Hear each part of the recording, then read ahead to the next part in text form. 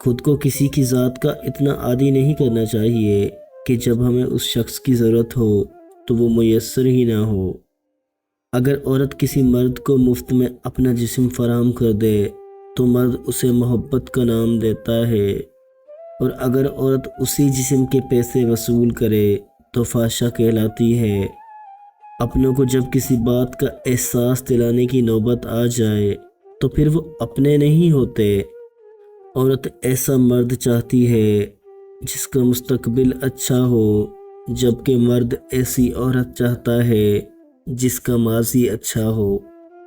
اگر کوئی شخص آپ کو مسلسل ذہنی اذیت میں مبتلا کر کے محبت کا دعویٰ کرتا ہے تو یقین مانیں اسے آپ سے سچی محبت ہو ہی نہیں سکتی۔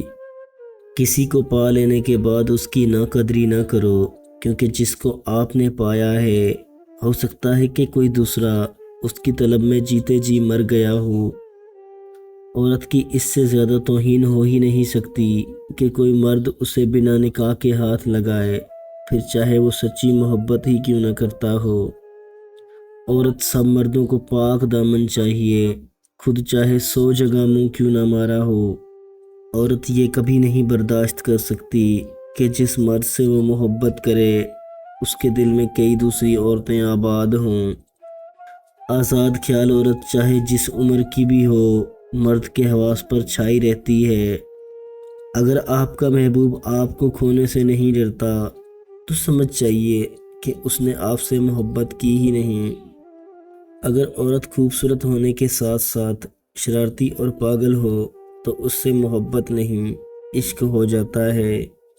اگر عورت چاہتی ہے کہ مرد اس سے بات کرنے کے لیے دن رات تڑپے تو اسے بہت کم وقت دے، خود کو مصروف کر لے۔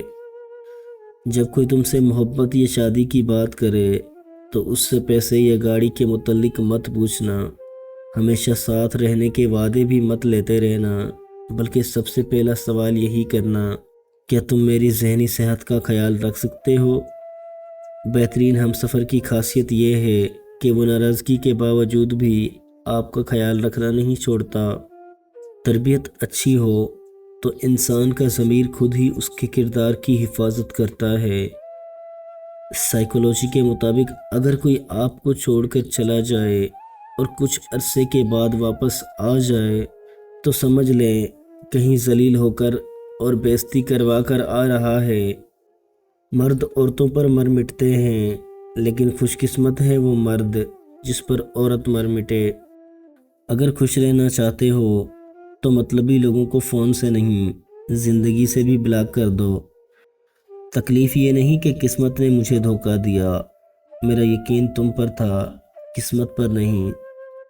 عورت سے بحث ہرگز نہ کریں، خاص کر جب وہ جذباتی ہو یا دکھی ہو یا پھر خوش ہو یا غصے میں ہو یا پھر بھوکی ہو یا سانس لے رہی ہو، یعنی کہ عورت سے بحث کبھی بھی نہ کریں۔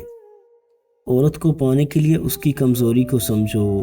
جوان عورت آرام چاہتی ہے، کم عمر عورت محبت چاہتی ہے، اور بڑی عمر کی عورت عزت چاہتی ہے۔